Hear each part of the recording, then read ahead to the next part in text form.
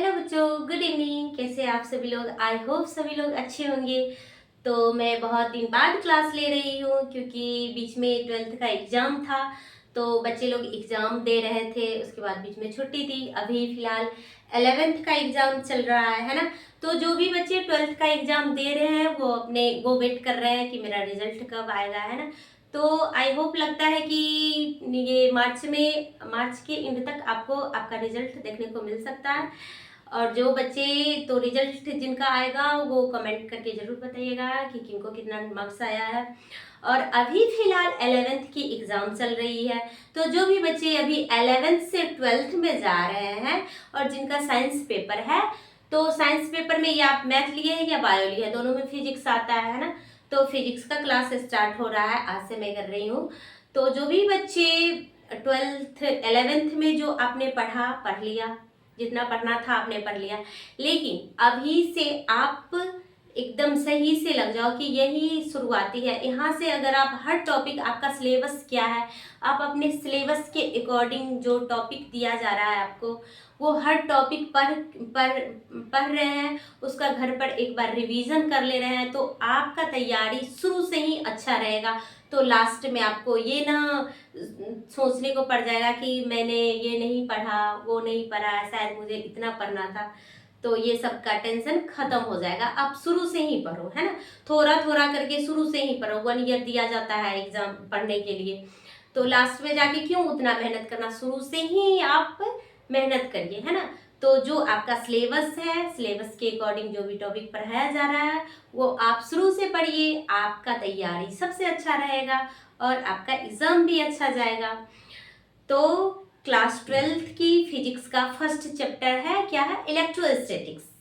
क्या है first chapter? Electrostatics, विद्युत स्थितिकी। यह इलेक्ट्रोस्टैटिक्स क्या है? Electrostatics is a branch of physics in which we study about rest charge and its properties, है ना। स्थिर विद्युत स्थितिकी जो है, इलेक्ट्रोस्टैटिक्स जो है, ये भौतिक विज्ञान की वह शाखा है जिसमें हम स्थिर आवेश और उनके गुणों के बारे में जानते हैं, उसका अध्ययन करते हैं, है ना। ये जो इलेक्ट्रोस्टैटिक जो एक चैप्टर है, इसमें पूरा आपको एक रेस्ट चार्ज के बारे में पढ़ना है। क्या पढ़ना है? एक रेस्ट चार्ज के बारे में पढ़ना है,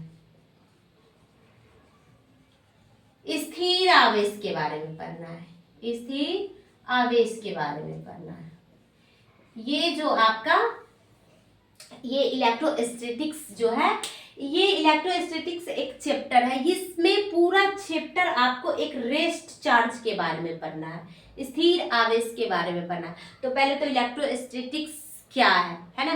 तो electrostatics is a branch of physics in which we study about rest charge and its properties. Electrostatics जो है भौतिक विज्ञान की वह शाखा है जिसमें हम स्थिर आवेश और उनके गुणों का अध्ययन करते हैं या उसके बारे में जानते हैं, है ना। तो यही लिखेंगे।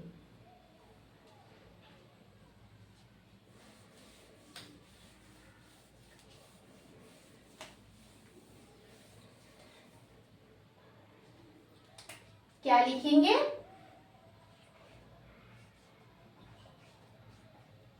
Electrostatics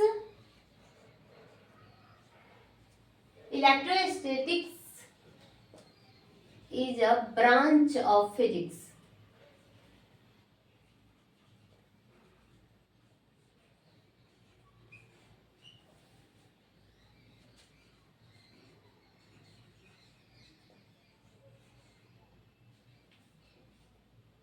Electrostatics is a branch of physics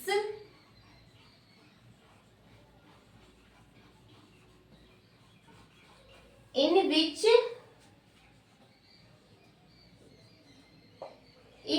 we study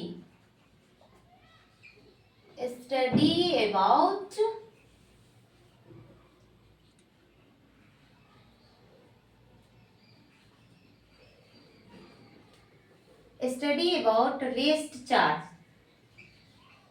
rest charge and its properties.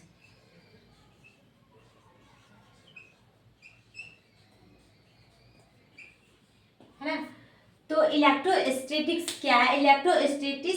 Electrostatics is a branch of physics in which we study about rest charge, ये रेस्ट है ना, और rest charge and its properties. Electrostatics भौतिक विज्ञान की वह शाखा है जिसमें हम किस चीज के बारे में अध्ययन करते हैं? We study about rest charge, स्थिर आवेश, एंड इट्स प्रॉपर्टीज, और उसके गुणों के बारे में अध्ययन करते हैं ना। तो यही, फिर इसको हिंदी में क्या लिखेंगे? विद्युत स्थितिकी, है ना, विद्युत स्थितिकी भौतिक विज्ञान की वह शाखा है, भौतिक विज्ञान की वह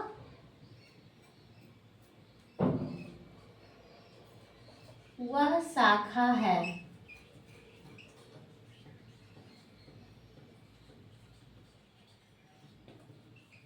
जिसमें हम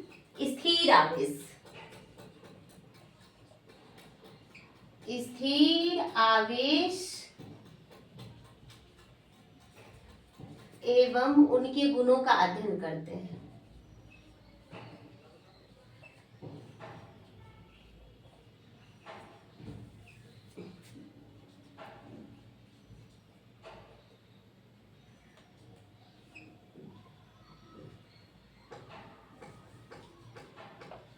उनके गुणों का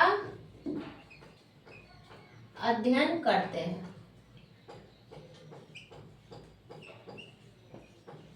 है ना।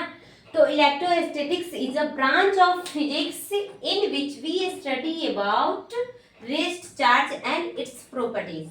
इस विद्युत स्थितिकी जो है भौतिक विज्ञान की वह शाखा है जिसमें हम स्थिर आवेश एवं उनके गुणों का अध्ययन करते हैं। तो यही है, ये चैप्टर का नाम है इलेक्ट्रोस्टैटिक्स, विद्युत स्थितिकी, है ना। अब क्या चीज के बारे में पढ़ेंगे? इलेक्ट्रिक चार्ज यहीं पे लिख देता है।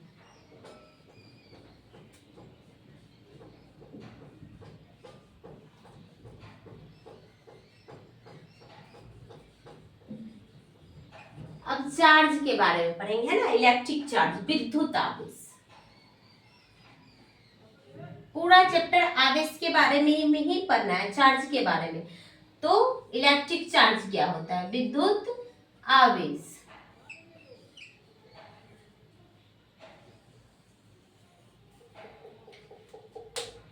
इलेक्ट्रिक चार्ज, विद्युत आवेश, है ना। तो इलेक्ट्रिक चार्ज किसी वस्तु का वह गुण है, विद्युत आवेश जो है किसी वस्तु का वह गुण है जो अपने चारों ओर विद्युत क्षेत्र तथा चुंबकीय क्षेत्र उत्पन्न करता है या उसका अनुभव कराता है ना, विद्युत आवेश कहलाता है ना।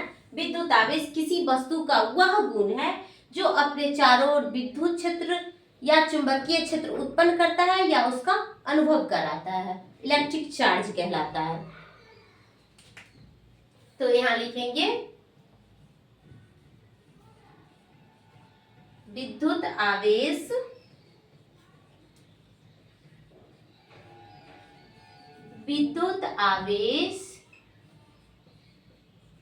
किसी वस्तु का वह गुण है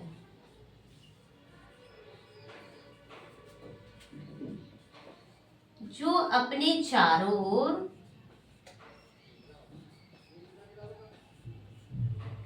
विद्युत आवेश किसी वस्तु का वह गुण है जो अपने चारों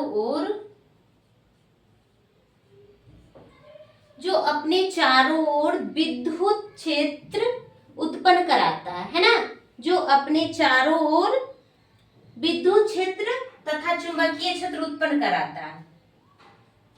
विद्युत आवेश किसी वस्तु का वह गुण है जो अपने चारों ओर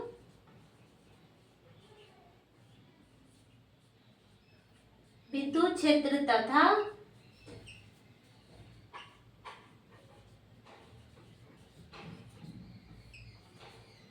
चुंबकीय क्षेत्र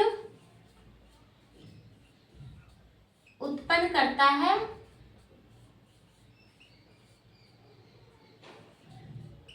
या उसका अनुभव कराता है।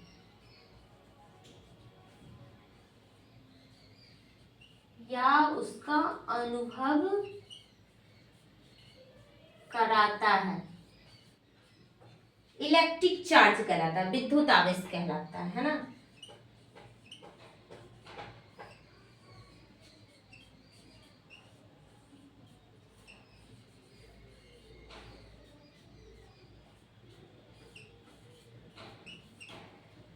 तो फिजिक्स का फर्स्ट चैप्टर है इलेक्ट्रोस्टैटिक्स। इलेक्ट्रोस्टैटिक्स विद्युत स्थितिकी है ना। तो electrostatics is a branch of physics in which we study about rest charge and its properties है ना। तो विद्युत स्थितिकी जो है भौतिक विज्ञान की वह शाखा है जिसके अंतर्गत हम रेस्ट चार्ज का अध्ययन, रेस्ट चार्ज के बारे में जानते हैं और उसके गुणों के बारे में अध्ययन करते हैं है ना। तो वो इलेक्ट्रोस्टैटिक्स के अंतर्गत आता है। अब इलेक्ट्रिक चार्ज विद्युत आवेश। तो विद्युत आवेश किसी वस्तु का वह गुण है, विद्युत आवेश किसी वस्तु का वह गुण है जो अपने चारों ओर विद्युत क्षेत्र तथा चुंबकीय क्षेत्र उत्पन्न करता है या उसका अनुभव कराता है ना। तो विद्युत आवेश कहलाता है ना।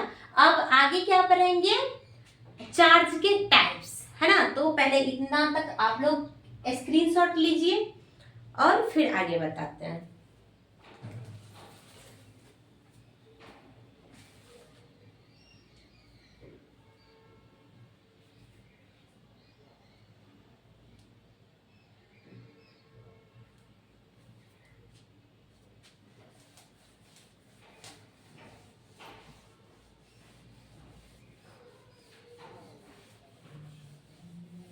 आप लोग ने स्क्रीनशॉट ले लिया होगा है ना। तो अब चार्ज के टाइप्स पढ़ेंगे कि चार्ज कितने प्रकार के होते हैं।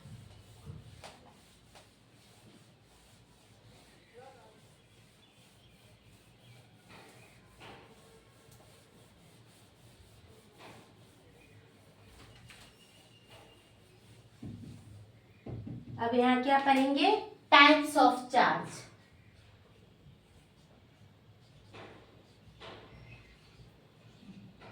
टाइप्स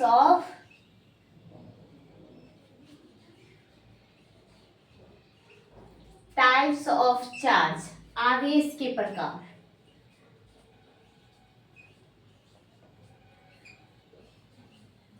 आवेश के प्रकार।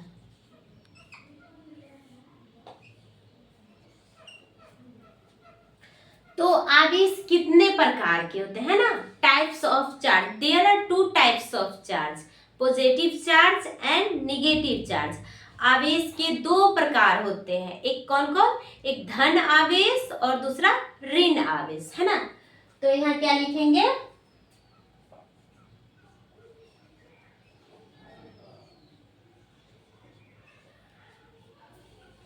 there are two types.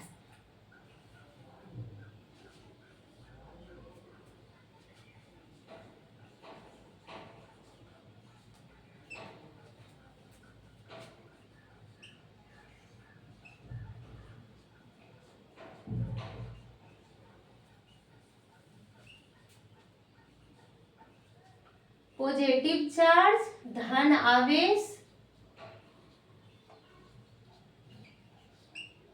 और दूसरा क्या है, नेगेटिव चार्ज।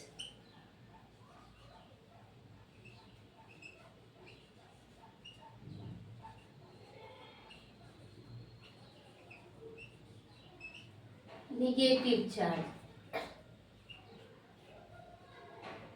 ऋण आवेश। तो चार्ज के कितने टाइप्स होते हैं, there are two types of charge. आवेश के दो प्रकार होते हैं, कौन कौन, पॉजिटिव चार्ज धन आवेश, नेगेटिव चार्ज ऋण आवेश है ना।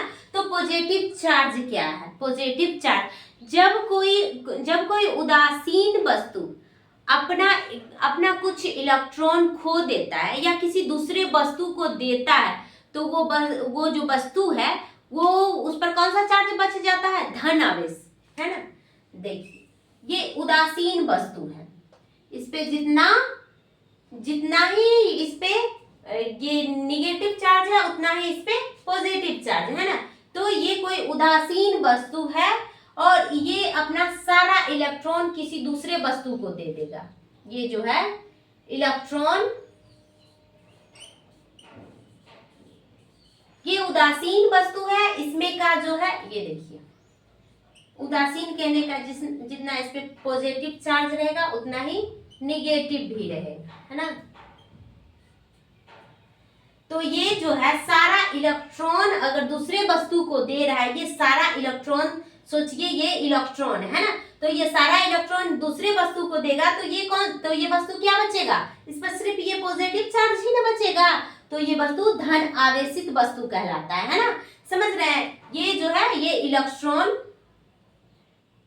इसमें जितना प्रोटॉन, उदासीन वस्तु कहने का मतलब उस पर जितना प्रोटॉन होता है उतना ही इलेक्ट्रॉन होता है, दोनों बराबर होता है। तो ये इलेक्ट्रॉन इसमें का अगर बाहर निकल जा रहा है तो ये इस पे प्रोटॉनिक प्लस ही ना बचेगा, तो ये वस्तु धन आवेशित वस्तु कहलाता है।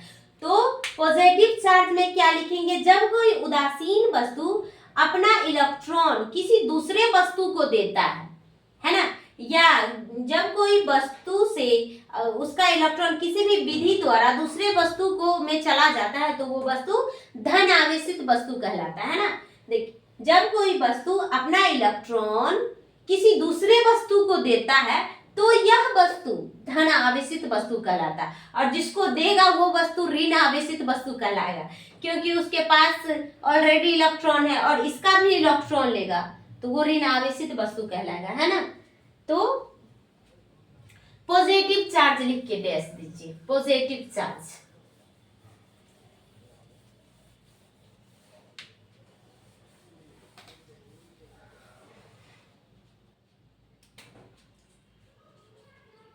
क्या लिखेंगे, जब कोई वस्तु, जब कोई उदासीन वस्तु, जब कोई उदासीन वस्तु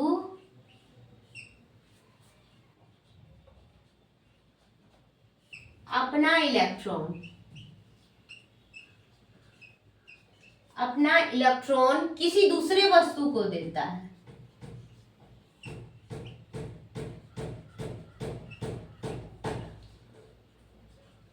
किसी दूसरे वस्तु को देता है,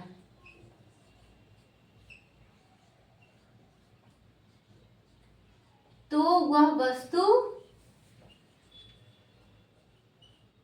धन आवेशित वस्तु कहलाता है।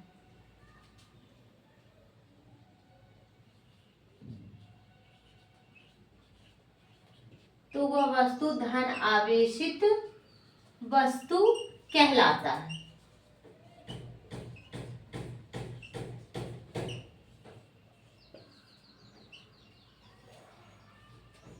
जैसे यहाँ फिगर से समझिए, है ना, ये उदासीन वस्तु है,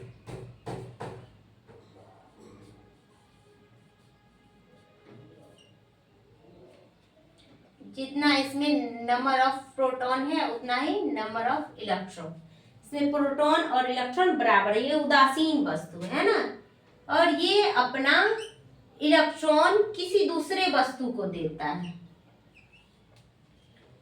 ये किसी दूसरे वस्तु को देता है।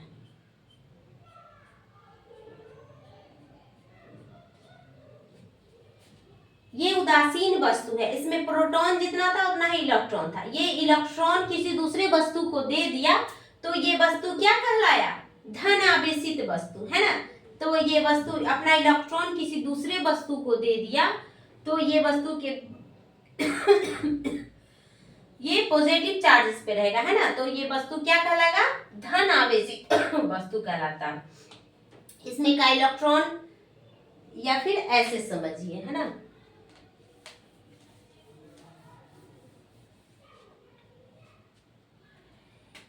इसमें का जो है जितना भी है उसका इलेक्ट्रॉन बाहर निकल जा रहा है, इलेक्ट्रॉन इसका बाहर निकल जा रहा है, तो इस वस्तु पे क्या बचेगा, प्लस, है ना, पॉजिटिव चार्ज, तो ये वस्तु क्या कहलाएगी?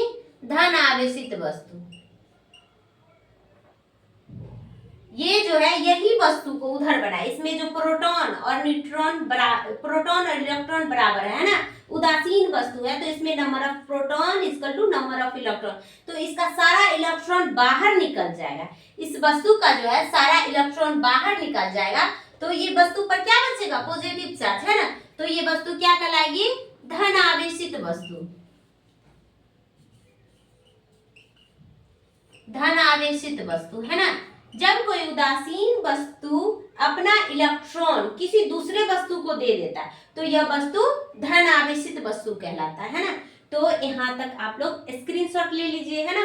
फिर निगेटिव चार्ज, ऋण आवेशित वस्तु बताएंगे, है ना, ऋण आवेश।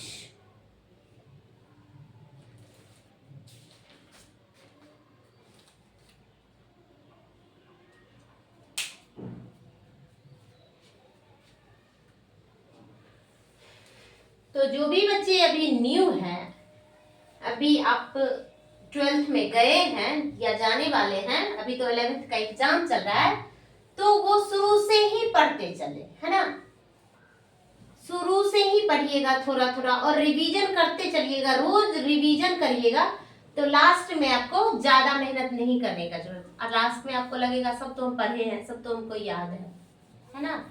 तो शुरू से ही पढ़ते चलिए, थोड़ा थोड़ा पढ़िए लेकिन पढ़ते रहिए। दूसरा क्या था? Negative charge.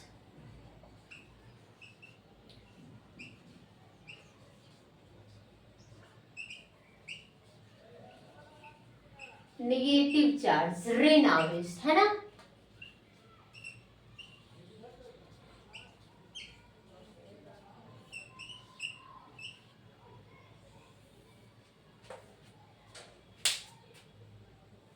तो ऋण आवेश क्या है? जब कोई वस्तु किसी दूसरे वस्तु से किसी भी विधि द्वारा, है ना, इलेक्ट्रॉन ग्रहण करते हैं तो वो वस्तु ऋण आवेशित वस्तु कहलाता है। इलेक्ट्रॉन ग्रहण करते हैं, पहले क्या बताए थे, इलेक्ट्रॉन बाहर निकल जाता है, यानी कि दूसरे वस्तु को देता है वो, है ना। अब ये इलेक्ट्रॉन ग्रहण करता है, जब कोई वस्तु किसी भी विधि द्वारा अन्य वस्तु से इलेक्ट्रॉन ग्रहण करता है ना, तो वस्तु क्या कहलाता है? ऋण आवेशित वस्तु कहलाता है। क्या लिखेंगे? जब कोई वस्तु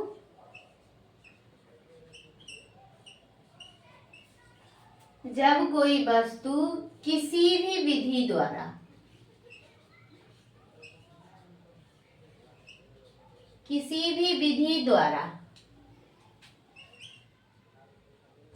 जब कोई वस्तु किसी भी विधि द्वारा अन्य वस्तुओं से इलेक्ट्रॉन ग्रहण करता है,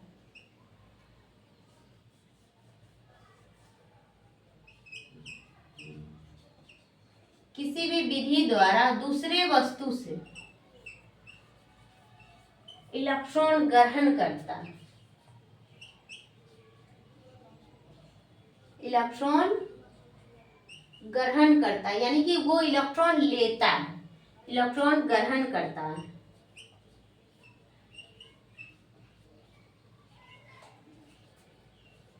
तो वह वस्तु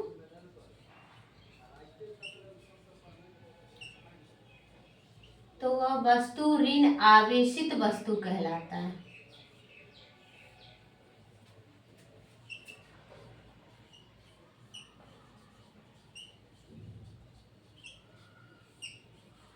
है ना। तो यहाँ देखिए, जब कोई वस्तु किसी भी विधि द्वारा दूसरे वस्तु से इलेक्ट्रॉन ग्रहण करता है ना, ये कोई वस्तु है और यह जो है दूसरे वस्तु से इलेक्ट्रॉन ग्रहण करता है, उसमें क्या था, इलेक्ट्रॉन बाहर दूसरे वस्तु को दे रहा था, ये इलेक्ट्रॉन ग्रहण कर रहा है ना, दूसरे वस्तु से इलेक्ट्रॉन ग्रहण कर रहा है, तो यह वस्तु क्या कहलाएगा? ऋण आवेशित वस्तु कहलाएगा।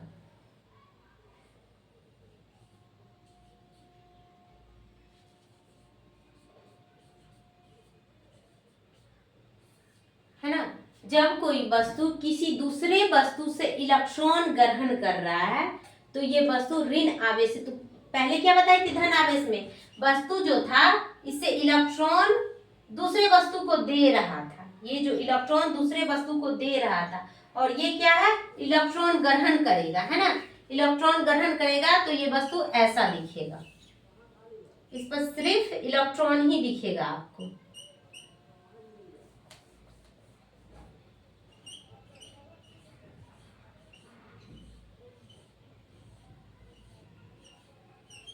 यही वस्तु है, ये जो वस्तु है किसी दूसरे वस्तु से किसी भी विधि द्वारा अगर इलेक्ट्रॉन ग्रहण करता है तो ये वस्तु ऋण आवेशित वस्तु कहलाता है ना, तो ये वस्तु ऋण आवेशित वस्तु कहलाता है।